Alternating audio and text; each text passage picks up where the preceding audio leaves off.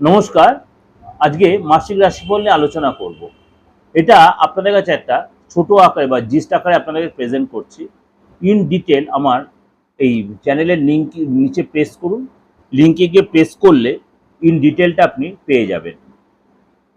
আর যদি ভালো লাগে অবশ্যই প্রোগ্রামটা সাবস্ক্রাইব করে নোটিফিকেশন বেলটা অন করে রাখবেন আর লাইক আর শেয়ার করবেন। চলুন তাহলে জেনে নিই। কর্কট রাশি।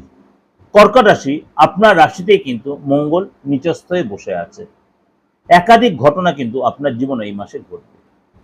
এই মাসে কিন্তু আপনার অ্যালার্জির প্রবলেম, স্কিনের প্রবলেম, মাথা যন্ত্রণা, মাথা ঘোরা, মাথাটা হ্যাং হয়ে যাওয়া, নার্ভের ফ্যাক্টর এগুলো কিন্তু আপনার হবে।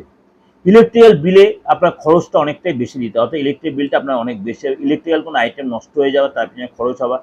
হেলথ নিয়ে আপনাকে কিন্তু অনেক বেশি সচেতন থাকতে হবে। আপনার অর্থভাবে সূর্যদেব বসে আছে, আটকে থাকা অর্থ পাবেন।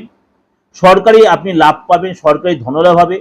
পিশাচ যোগের কারণে আপনার পার্টনারের সাথে, আপনার প্রেমিক বা প্রেমিকা তার সাথে কোনো বাদ বিবাদে জড়িয়ে পড়তে পারেন এবং পার্টনারের শরীরটা নিয়ে একটু ডিস্টার্ব হতে পারে।